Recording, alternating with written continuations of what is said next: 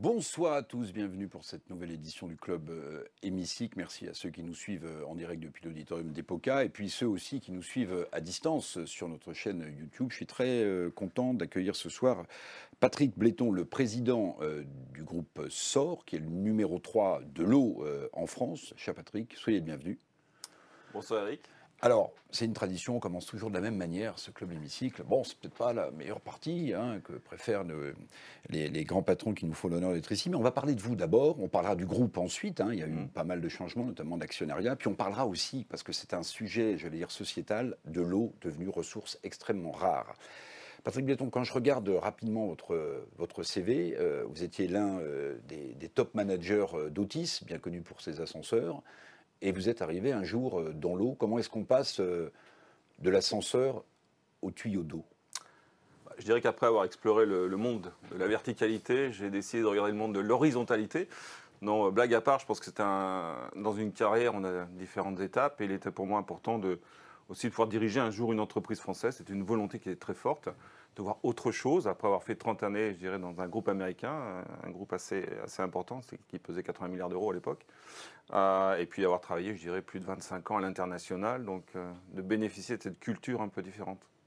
Alors, il y a cette activité professionnelle, ce virage professionnel. Ouais. Bon, on passe de la verticale à l'horizontale. Puis ce qui m'intéressait aussi quand j'ai regardé un peu ce que vous aviez fait, c'est cette dimension service des autres, collectivité locale. Vous êtes un élu engagé à Vichy. Exactement. Donc c'est peut-être ce qui fait, je dirais, ma particularité sur le marché de l'eau en France. Je dois être le seul à la fois dirigeant À cause de l'eau de d'entreprise. Vichy. Peut-être à cause de l'eau de Vichy, exactement. Je dirais dirigeant d'une entreprise dans l'eau, dirigeant une belle entreprise française, et puis aussi connaître le territoire. Et en fin de compte, je dirais que les deux se combinent très bien. Je suis capable de parler, je dirais, de territoire à nos élus lorsque je les rencontre, et je crois que c'est important. Votre père, Joseph, a été maire d'une petite commune à côté de Vichy, Cusset. C'est lui qui était vétérinaire qui vous a donné le goût du territoire et de l'engagement dans une municipalité. Je vois que l'investigation a été assez poussée, cher Eric, mais oui, mon père exactement était élu aussi, était maire de sa ville et au département. Mais moi, j'ai souhaité redonner au territoire ce que le territoire m'avait donné, je dirais, durant ma jeunesse. Il était normal que je redonne quelque chose après mon parcours à l'international et puis à travers SOR, donc ça c'était quelque chose d'important de pouvoir redonner, je dirais, voilà. Sinon, le côté vétérinaire m'a peut-être donné, je dirais, cette passion que j'ai aussi pour l'équitation et le monde du cheval.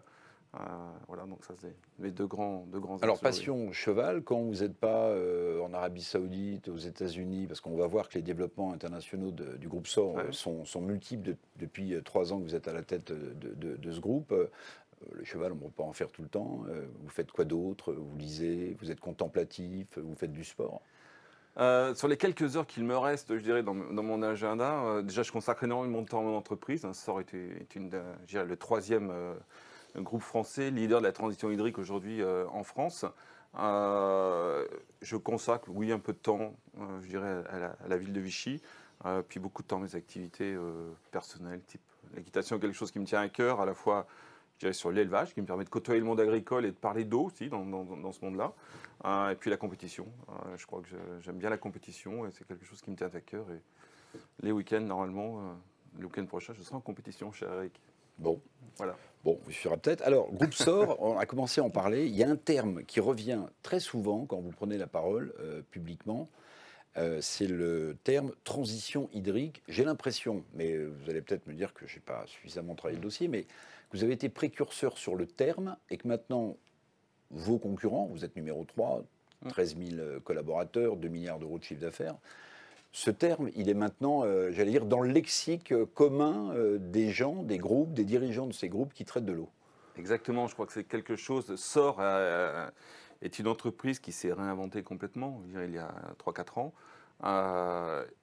Et dès le début, on a pris le sujet de la transition hydrique, donc le sujet de la ressource. Donc, comme le sujet numéro 1, on était convaincus qu'il y avait un enjeu énorme pour l'ensemble du territoire. Et notamment, si vous prenez une carte de France sur les ressources de la France sur 10 ans, on voit très très bien l'évolution et le risque auquel on est confronté aujourd'hui. Donc, ce n'est pas nouveau. Nous avions été précurseurs et le terme de transition hydrique fait partie du langage commun mais c'est du made in SOR, comme on dit. Tout à fait. Alors, parmi les piliers stratégiques du groupe SOR, il me semble qu'il y en a deux qui ressortent assez nettement, en tout cas depuis que vous êtes aux affaires, depuis que vous dirigez ce groupe. Il y a les développements à l'international. Et puis, on va en parler parce que moi, j'ai découvert ce secteur-là, les eaux industrielles. Sur le développement à l'international, bon, avant que vous n'arriviez, et à l'époque encore plus lointaine où le groupe SOR était dans le périmètre Bouygues, c'était une sorte de belle endormie. Aujourd'hui, c'est 40% de votre chiffre d'affaires qui est fait à l'international. Exactement, oui. Oui, tout à Avec fait. le groupe SOR qu'on a vu se pointer aux États-Unis, au Canada, qui a des ambitions ailleurs. Est-ce que ça, on peut dire que c'est la marque Patrick Bléton, c'est-à-dire ce développement forcené à l'international?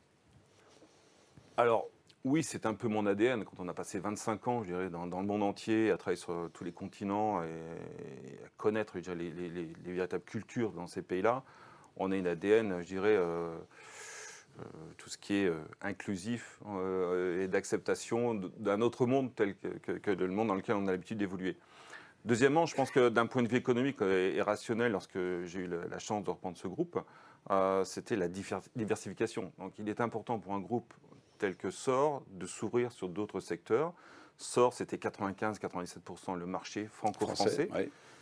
Quand on est sur un seul marché, on se sclérose. Et je dirais, on ne participe pas, je dirais, à ces sujets d'innovation, de digitalisation, d'internationalisation. Et avec l'équipe, mon équipe, on a été convaincus que notre chemin, c'était pas uniquement la France, mais ce que l'on pouvait faire à l'étranger allait servir à la France. Et clairement aujourd'hui, j'ai le plaisir de dire que SOR est un groupe français international et non plus une entreprise française. Donc d'ailleurs, on parle de groupe aujourd'hui, non plus de la SOR. Donc ça, c'est quelque chose qui est important. Et on vient. Vous avez vu, j'ai pas fait la faute. Hein. J'ai vu, exactement, Non, bravo. Donc c'est important pour le groupe SOR, qui est un groupe dont l'ADN aujourd'hui, c'est l'innovation, la rapidité et la proximité du territoire. Et je crois que l'international nous a amené tout ça, en fin de compte. C'est un bagage que l'on a avec nous, qui est très fort comparativement à nos concurrents. Donc présent en Arabie Saoudite aussi. Ouais. Et vous avez des velléités d'expansion du côté de l'Asie aussi. Pourquoi l'Asie? Et puis, question à laquelle je pense immédiatement. Est-ce que les tickets d'entrée, capitalistiquement parlant, sont élevés dans d'autres pays? Et en donnant l'impression que vous allez vous développer davantage à l'international, est-ce que vous n'avez pas peur de voir des concurrents rentrer sur votre territoire d'origine, qui est la France? Je vais commencer par la deuxième partie de la question. Le monde de l'eau en France est un monde qui a évolué doucement. Pourquoi? Parce que c'est un monde qui, je dirais, il y a un manque de concurrence et d'ouverture de marché. Et je pense que c'est un monde qui est en retard sur le digital, qui est en retard sur l'innovation.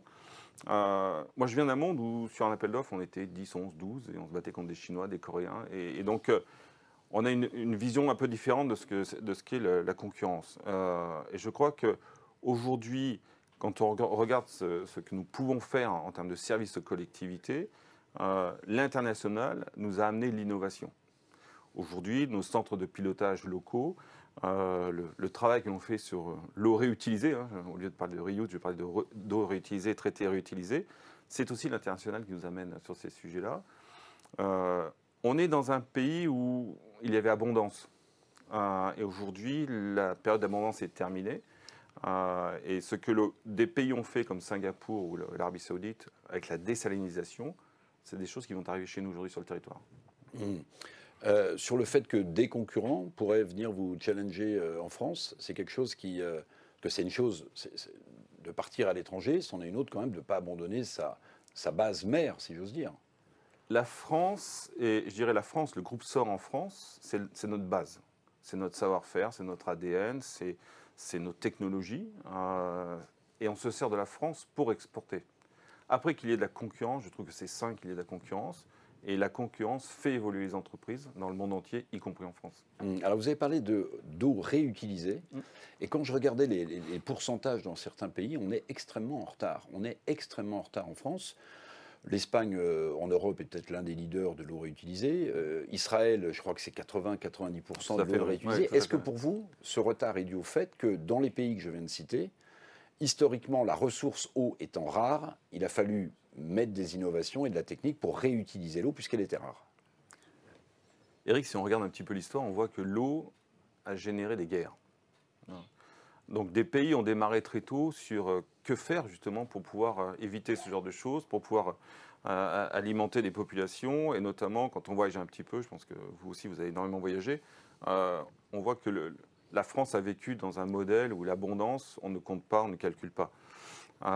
Aujourd'hui, cette période-là est totalement terminée et il est important de comprendre et de voir ce qui se fait à l'extérieur pour pouvoir bénéficier de cette technologie. Et je crois qu'aujourd'hui, il y a une prise de conscience. Je dirais que l'été 2022, c'était la première prise de conscience, environ 35 départements en souffrance. L'été 2023, ce sera 65 départements. Donc, on passe véritablement d'un monde à l'autre. Et le politique, je veux dire, se réveille, mais le politique a enfin pris le sujet de l'eau comme un sujet prioritaire. Je peux faire de l'énergie renouvelable, Eric. Je ne sais pas faire de l'eau renouvelable. Je veux dire, l'eau, c'est une ressource unique. Je ne veux pas dire qu'on parle d'or bleu, mais c'est un peu ça. Alors, on va parler aussi du plan Macron-Béchu dans quelques secondes, mais j'avais une idée un peu surannée, finalement, de votre secteur. Patrick, pardonnez-moi. Je voyais des chiffres impressionnants, 170 000 kilomètres de tuyaux, et je me disais, en fait, c'est une vieille industrie qui se contente, évidemment, de donner de l'eau potable aux collectivités locales, de signer des contrats. Et en fait, quand j'ai regardé dans le détail, vous avez lancé des innovations digitales dans un secteur comme le vôtre, et je suis notamment tombé sur ce concept, cette fabrique à idées collective qui est Aquaverse, c'est ça, Aquaverse. Est-ce que vous pouvez nous expliquer comment ça marche ? Comment vous avez eu l'idée de mettre ça en place et quels sont les premiers résultats que vous en tirez? Avant de parler d'Aquaverse, c'est vrai que j'aimerais dire que souvent on ne connaît pas le monde de l'eau, on ne sait pas ce qu'il se passe. Pour vous donner c'est tellement simple d'ouvrir un robinet. Exactement. Ah oui. Je vais vous donner un ordre d'idée. En moyenne, un foyer, 4 personnes, c'est 2 € par jour. On parle de 2 € par jour. Mais 2 € par jour, pour SOR, c'est 7000 personnes sur le terrain. C'est des milliers de véhicules, c'est des usines de traitement, c'est des chimistes qui tous les jours vont contrôler la qualité de l'eau. Donc c'est quelque chose de très très fort en France, notamment sur la qualité. Après sur le reste de l'activité, je dirais le digital, c'est l'étape où le monde de l'eau était un peu en retard. Et ça sert à quoi le digital dans la distribution de l'eau ?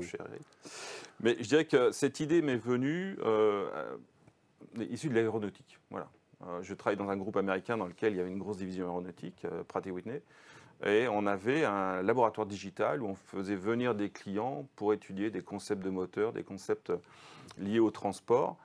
Et je me suis dit, pourquoi pas amener nos collectivités chez nous, leur expliquer ce que l'on fait, les écouter, voir quels sont leurs problèmes, mettre une équipe à leur disposition pour travailler sur des éléments qui leur permettront de contrôler l'eau, de réduire la consommation, qui est l'enjeu numéro 1 en France aujourd'hui, d'améliorer, je dirais, tout ce qui est réseau d'assainissement et de traiter de la donnée. Tout passe par la donnée. Aujourd'hui, on collecte des millions de données sur les réseaux. Je crois que ça, c'est quelque chose qui ne se faisait pas, qui se faisait dans d'autres secteurs. Je vous parlais de l'aéronautique, mais l'eau, aujourd'hui, c'est ça. C'est la collecte de la donnée qui nous permet, à travers des innovations digitales, de traiter des choses, de traiter à travers des applications aujourd'hui toutes simples sur votre iPhone, de savoir combien vous consommez, un détail mais important. Donc voilà, on est dans cette ère de renouveau, d'innovation dans lequel le groupe SOR est rentré il y a 3 ans. Et je vous invite à visiter Aquaverse. Alors, le plan Macron-Béchu, le président de la République a tenu à présenter lui-même ce plan eau. Le ministre concerné était à côté de lui, mais c'est le président qui l'a développé. Au-delà des bonnes intentions, des constats qu'on peut évidemment partager avec le président de la République, je me disais, mais évidemment, comparaison n'est pas raison. Le gouvernement a annoncé, par exemple, 2 milliards d'euros d'investissement pour le développement du vélo, qui est évidemment une mobilité écologique forte. Au-delà des bonnes intentions, est-ce que vous ne dites pas, mais enfin, on met 2 milliards sur le vélo et sur l'eau, qui est la ressource rare par définition, on parlera tout à l'heure du rapport de l'ONU, il n'y a pas grand-chose en face. Alors, je vais parler en tant que dirigeant, je pense que par moment, il y a le courage de faire des choix. Le courage de faire des choix, il est clair que si vous m'aviez demandé où mettre mes 2 milliards, je ne les aurais pas mis sur le vélo. Ça, c'est très clair, je les aurais plutôt mis sur l'eau pour démarrer, je dirais, le programme de rénovation. Pour vous donner une idée, si on garde la vitesse actuelle de renouvellement de nos réseaux, on aura besoin de 200 ans. Donc vous et moi, on ne sera plus là, on n'en verra pas la couleur. environ, pour moderniser, je dirais, le réseau aujourd'hui, on a besoin de 60 ans si on met un peu plus de 10 milliards. Juste pour donner un petit peu les équilibres en termes d'investissement. Donc il est clair qu'il y a des sujets aujourd'hui sur lesquels on doit se focaliser. Hein. La fraude à la TVA, c'est 25 milliards. Je pense que l'eau est un véritable sujet. Hein. Voilà. Donc il faut donner la priorité à l'eau avec un véritable investissement. Il ne faut surtout pas aller chercher sur de l'imposition supplémentaire, comme on a pu le voir récemment dans un rapport, en disant je vais créer une sorte d'ISF de l'environnement. Je pense que ce n'est pas la solution, parce qu'en France, on a un peu tendance à créer un impôt chaque fois qu'on a un problème. Aujourd'hui, c'est de se dire comment on part et comment on se met en marche sur ces 10 milliards. Aujourd'hui, SOR s'est mis en marche il y a 3 ans. On est prêt aujourd'hui, on attend simplement une décision d'accélération et un go quelque part sur. Mais est-ce que la puissance publique s'est pas dit, puisque l'eau, c'est dans la sphère privée, ce sont des entreprises privées, Veolia, Suez, SOR et d'autres, est-ce que c'est pas à eux, à ces groupes, de faire l'effort pour rénover les réseaux? Voilà, c'est peut-être un raisonnement qui a été fait. Vous faites des bénéfices, les autres en font. Est-ce que c'est pas, même si l'eau, la distribution de l'eau peut être considérée comme un service public, mais est-ce que c'est pas aussi le raisonnement qu'a peut tenir à un moment donné la puissance publique, quel que soit le gouvernement ou le président? Déjà, sur le marché français, vous avez de l'eau gérée par les collectivités, directement, hein, sans le privé, puis vous avez bien sûr les entreprises privées qui sont sous-traitantes des collectivités. D'ailleurs, les entreprises privées aujourd'hui font preuve d'une très grande efficacité sur les rendements de réseau et en termes d'investissement. Aujourd'hui, on fait déjà de l'investissement. Donc, que nous fassions des bénéfices est normal, que ces bénéfices servent à l'investissement, mais cet investissement va aux collectivités derrière. Donc, chez SOR, il est clair qu'aujourd'hui, quand je mets 150 millions d'euros d'innovation sur le digital, c'est un investissement. Je vais le chercher sur mes résultats financiers. Donc je crois que ces choses-là sont importantes. Lorsque l'on parle de décarbonation de nos usines, c'est un investissement. Donc on est complètement en phase, je dirais, avec le plan, je ne vais pas l'appeler le plan Macron, mais le plan haut. Simplement, aujourd'hui, on doit simplifier l'aspect législatif.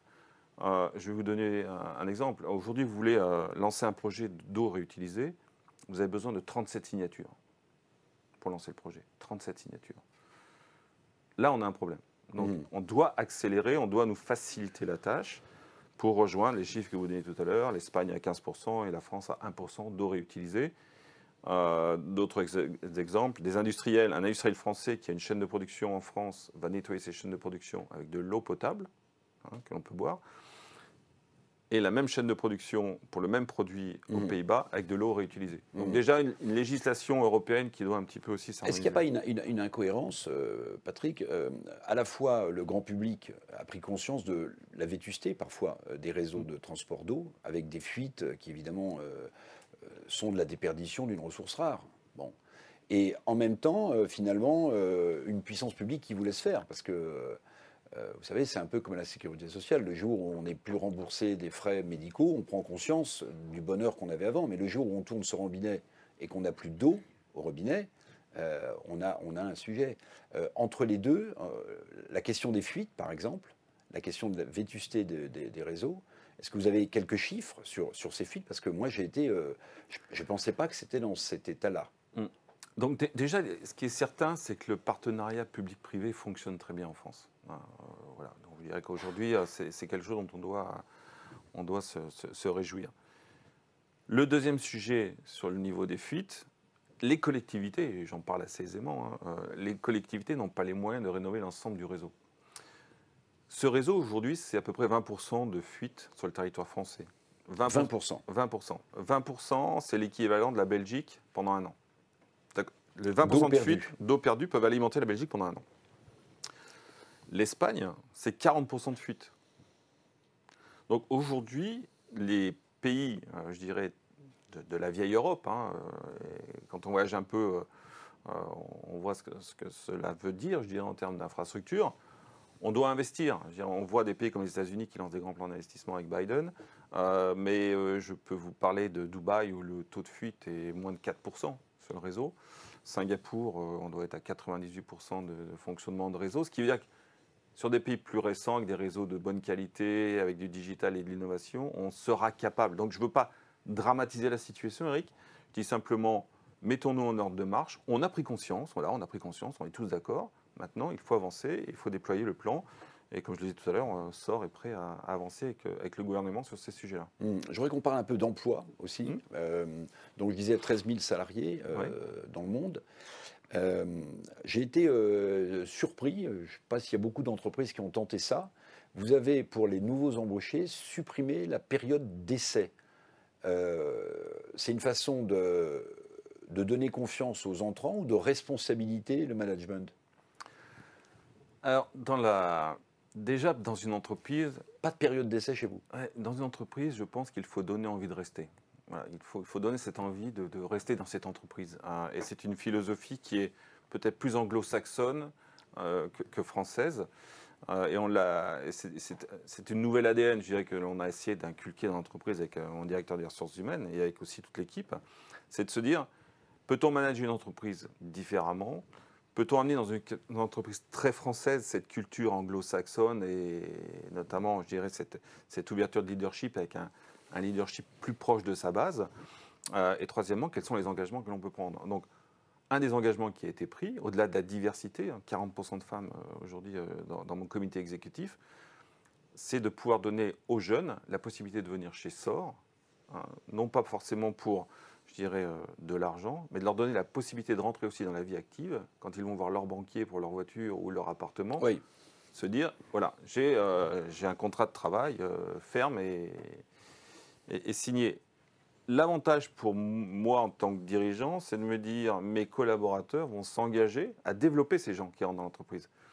La période d'essai, c'est un peu, je dirais, c'est un peu un mur à aux alouettes parce qu'on accepte que les gens rentrent dans l'entreprise, ça coûte de l'argent, c'est pas bon.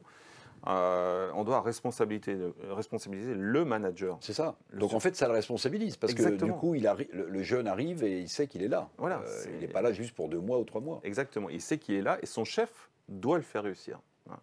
Et on s'est aperçu que le taux, je dirais, de perdition, entre guillemets, a baissé avec des équipes beaucoup plus engagées, quoi. Alors j'aimerais qu'on termine sur le groupe SOR en parlant du nouveau tour de table. Vous aviez un fonds d'investissement historique et aujourd'hui, ce fonds historique ne détient plus que 50% du capital du groupe SOR. Vous avez 2 nouveaux fonds néerlandais, je crois, qui sont entrés. Est-ce que ça change quelque chose sur la stratégie dont on parlait tout à l'heure?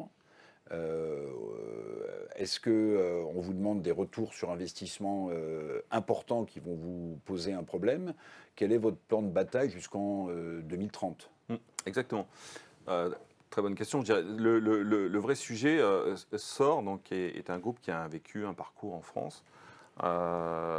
SOR a été, en 2021, la première entreprise de l'eau à s'engager sur sa stratégie financière en émettant des obligations vertes. Donc, ce qui veut dire que nous avons lié en 2021 nos résultats financiers sur des résultats liés à des résultats opérationnels environnementaux.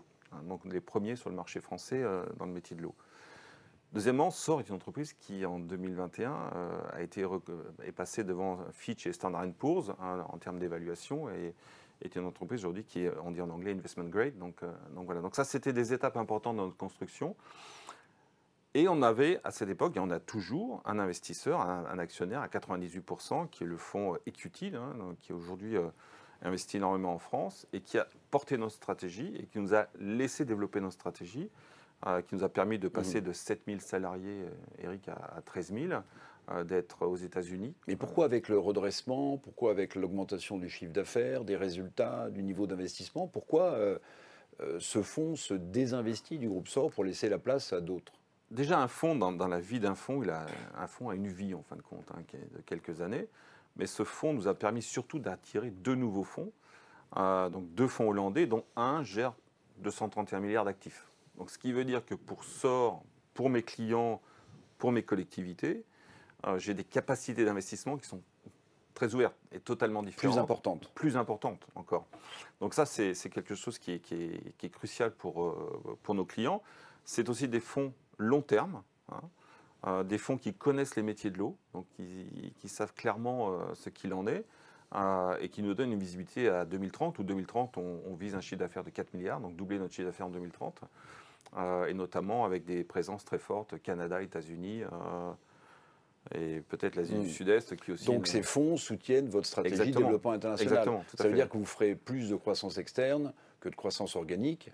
Croissance externe, ça veut dire que Patrick Bléton, il a déjà quelques dossiers à présenter à ses actionnaires. Une réponse en 2 temps. La croissance organique est importante pour la santé d'une entreprise. Bien sûr. Hein, parce que c'est clairement le Là, bon vous gagnez thermomètre. un peu de temps, mais c'est normal. C'est le bon thermomètre. Les dossiers, oui, bien sûr, j'en ai quelques-uns. Voilà, donc j'en ai quelques-uns intéressants, notamment, je dirais sur le continent, la partie nord-américaine, Canada, US, où aujourd'hui SOR est reconnu comme un acteur important. On a fait une acquisition très très belle l'année dernière, donc le groupe Aquachem, un groupe qui intervient sur la purification de l'eau, donc un sujet important, et qui travaille notamment aussi sur des programmes militaires. Et là, on est sur d'autres dossiers assez chauds, dirons-nous. Bon. Alors, on va parler de l'eau pour terminer, Patrick, parce que c'est évidemment c'est le nerf de la guerre, c'est surtout le nerf de la vie. L'eau, bon, pendant très longtemps, l'eau s'est invitée dans l'actualité. En fait, on ne parlait que de problèmes sanitaires, en réalité, qui sont présents. Hein. Et il me semble que depuis la grande sécheresse de 2022 qu'on a connue dans ce pays, le sujet s'est recentré davantage sur la question de la quantité d'eau disponible. La quantité d'eau disponible. J'ai vu le rapport du BRGM sur le niveau des nappes phréatiques. On est quand même dans une situation en France très compliquée, puisqu'on estime qu'en dépit de la pluie tombée au mois de mars et même au mois d'avril, en gros, il y a un tiers des nappes phréatiques dans ce pays, je ne parle même pas du Sud, hein, qui sont à peu près à leur niveau, et puis le reste, c'est un sujet. Donc, est-ce que vous êtes d'accord pour dire qu'on est passé d'une approche très sanitaire, et c'est normal, parce qu'on a besoin de savoir que l'eau qu'on boit au robinet est une eau potable, bon, à une approche beaucoup plus maîtrise d'une ressource qui devient de plus en plus rare, notamment avec le réchauffement climatique? Clairement, sur les nappes, on sait très bien qu'aujourd'hui, la pluie va alimenter les nappes en partie haute, mais que les nappes en partie basse ont du mal je dirais clairement, je ne vais pas dire rénover, mais à retrouver de la quantité. Donc ça, c'est un véritable sujet. Lorsque le groupe SOR a lancé en 2019 le sujet de la transition hydrique, dont vous parliez en début de l'interview. Dont vous avez parlé abondamment et qui a été repris, si j'ai bien compris. Oui, voilà, on en a parlé parce qu'on a vu le sujet. Quand on rentre dans un nouveau métier, comme j'ai pu le faire, on essaie d'apprendre, d'étudier, de voir ce qui se passe. Et clairement, c'était le point numéro 1. Quand on prenait simplement la lisibilité d'une carte, comme je le disais, sur 10 ans, vous aviez toute la carte de France était quasi verte. Aujourd'hui, elle est jaune, orange et rouge à certains endroits. Donc l'évolution n'allait pas dans le bon sens. Et il a fallu cet été 2022 pour en prendre conscience. Donc la notion de ressource, elle est réelle. Elle est réelle parce que quand il y a abondance, on ne mesure pas, on ne regarde pas. Comme je le disais, moi qui ai vécu dans beaucoup de pays, j'ai vécu dans des pays où le problème de l'eau était réel. Donc aujourd'hui, le problème de l'eau, il est là. Donc, vous voulez dire, si le prix du mètre cube était plus cher, les gens prendraient plus conscience de la rareté de la ressource? Je pense qu'on peut débattre du sujet. En ce moment, c'est compliqué d'augmenter les prix, hein, vous savez. Il est clair qu'aujourd'hui, avec les solutions, je dirais, il y a des solutions diverses pour accompagner, je dirais, les collectivités et notamment les consommateurs. Mais quand SOR a lancé ces maisons de l'eau, l'angle que l'on a pris au départ, c'est l'éducation. Aujourd'hui, l'éducation, je dirais, le grand cycle de l'eau n'apparaît dans aucun, je dirais, livre scolaire. On ne parle pas de l'eau dans les livres scolaires. Donc, je pense qu'il a un rôle d'éducation. SOR a lancé les maisons de l'eau pour accompagner les collectivités sur ces sujets-là. Il y a des pays aujourd'hui où, à Singapour, les enfants apprennent le grand cycle de l'eau. Donc, dès le début, on apprend à gérer. Aujourd'hui, l'utilisation, la façon dont on utilise l'eau, on ne peut pas laver des trottoirs avec de l'eau potable. Donc le sujet de l'eau réutilisée est important. Aujourd'hui, le monde agricole, 70% de la consommation, SOR les accompagne dans la Somme, par exemple, pour essayer de trouver la quantité adéquate entre l'utilisation. Oui, c'est 10% pour les ménages, 20% pour les entreprises et le restant sont les agriculteurs. Voilà, donc on se focalise sur les 10%. Dont on a besoin pour se nourrir. Voilà, on se focalise sur les 10%, mais pour vous donner un exemple, un burger, c'est combien de litres d'eau pour un bon burger? Je ne sais pas, je ne mange pas. 2400. 2400, ouais, c'est terrible. Quand on parle j'ai vu qu'il y avait sur BFM, aujourd'hui, on parlait de l'agriculture des vaches. Les vaches, c'est 15 000 litres par an. Je ne vais pas vous interdire d'avoir un gin, hein. C'est 15 000 litres, 7 000 litres pardon, d'eau pour faire un gin. Donc voilà, je pense qu'il y a des choses que l'on n'interdira pas. Le prix de l'eau est un sujet dont on peut débattre, mais il y a énormément d'accompagnement. On travaille sur des solutions de facturation incitative, notamment sur les gros consommateurs, mais aussi pour aider les gens qui sont plus dans la difficulté. Ça, c'est notre rôle, hein, aussi d'accompagner socialement les personnes sur le terrain. Mais on doit s'engager aujourd'hui sur une gestion différente de l'eau. Patrick Blédon, est-ce qu'il y a une coordination avec vos concurrents et collègues dans la gestion privée de l'eau ou avec les pouvoirs publics sur ce qui arrive quand même, c'est-à-dire une ressource de plus en plus rare? Est-ce qu'il y a une coordination? Est-ce qu'on vous demande de réfléchir collectivement, les différents groupes privés, ou bien est-ce que chacun propose, avec ses innovations digitales ou autres, ses solutions entrepreneuriales? Alors moi qui viens d'une autre industrie, j'ai pu voir des choses qui avançaient dans d'autres industries où il y avait une meilleure coordination, je dirais, entre le politique et le privé. Aujourd'hui, la coordination, elle est plutôt locale. C'est-à-dire qu'aujourd'hui, avec un maire, avec un président d'agglo, c'est là où se fait le jeu. Aujourd'hui, au niveau gouvernemental, je pense qu'on n'a pas été trop consulté sur le plan haut, pour être totalement transparent. Pas du tout ou pas vraiment? Pas du tout. Peut-être que d'autres l'ont été, mais je ne crois pas, ou très peu. Donc, alors que sur le terrain, cette relation publique-privée est très forte et permet de réussir, je dirais, de belles prouesses techniques, de grosses économies. Je vais vous donner un exemple. Hein, sur certaines collectivités, on a économisé plusieurs millions de mètres cubes à travers des nouveaux contrats, une nouvelle façon de gérer l'eau. Et ça, c'est un savoir-faire que l'on a développé localement. Je regardais, il y a eu un rapport de l'ONU qui a été publié en mars de cette année, donc à New York. Le thème de la raréfaction de l'eau douce était sur la table depuis, disent les experts, 1977. Donc ça fait 40 ans, en fait, qu'au niveau mondial, une organisation internationale comme l'ONU ne s'était pas emparée d'un sujet qui est absolument vital. Hein. Vous dites parfois qu'en 2050, c'est 7 milliards de personnes qui vont souffrir de manque d'eau. Exactement. Comment expliquez-vous que finalement, c'est chaque pays de son côté, on prend très tardivement conscience d'un problème qui est majeur pour tous? Je pense qu'il y a différentes explications. Si on regarde la composition de l'ONU et les pays influents, ils étaient face à l'abondance. Aujourd'hui, on voit que même aux États-Unis, il y a des véritables sujets d'inondations, d'incendies, de problèmes d'eau sur certaines zones, Californie et autres. On voit que l'Europe, la vieille Europe, souffre aujourd'hui en termes d'eau. Donc je pense qu'il y a une prise de conscience. Il y a sûrement eu je ne vais pas appeler ça un lobbying, mais un push, je dirais, des pays riches, entre guillemets, sur le sujet. Et c'est une très bonne chose. C'est une prise de conscience un peu tardive, parce qu'on aurait peut-être pu aussi aider des pays en voie de développement de façon qui manquent historiquement, qui manquent de moyens et ailleurs. Voilà, qui manquent de moyens. Et ces pays-là avaient besoin de notre aide. Et je pense que voilà, on va les aider, ça va arriver, mais c'est un peu tard. Et je dirais que SOR n'a pas attendu l'ONU pour avancer. Et c'était important de le dire. Vous pensez qu'un jour on pourrait manquer d'eau en France? Je ne vais pas reprendre les vieilles images de ma jeunesse, Mad Max et compagnie, tous ces films un peu dramatiques qui nous mettaient dans des situations périlleuses. Mais non, je ne crois pas. Je crois qu'aujourd'hui, on ne manquera pas d'eau parce que la prise de conscience est là. Donc, on a les moyens de réussir, on a les moyens d'avancer à travers la technologie. Je parlais de la désalinisation aujourd'hui. L'Arabie Saoudite fait de la désalinisation. Nous, on commence à en parler. La réutilisation de l'eau. Donc, il y a moyen de faire des économies. C'est notre savoir-faire chez SOR, mais aussi chez mes concurrents. La France est le pays du savoir-faire en termes d'eau. Donc exportons ça et avançons aussi à la même vitesse sur notre territoire. Mille merci, Patrick Blédon. Merci très vite. Merci beaucoup de toutes ces explications. C'était très clair et très pédagogique. Quant à nous, on se donne rendez-vous évidemment pour un prochain club, l'Hémicycle. À bientôt. Merci Eric.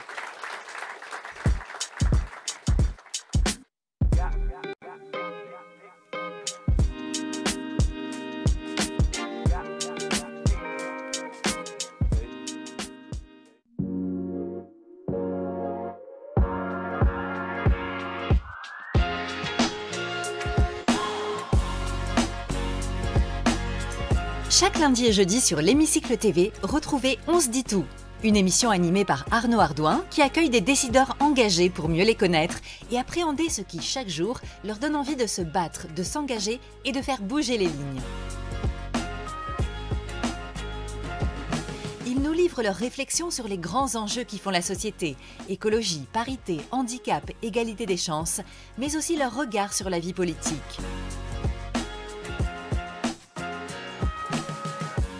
On se dit tout, chaque lundi et jeudi sur l'Hémicycle TV.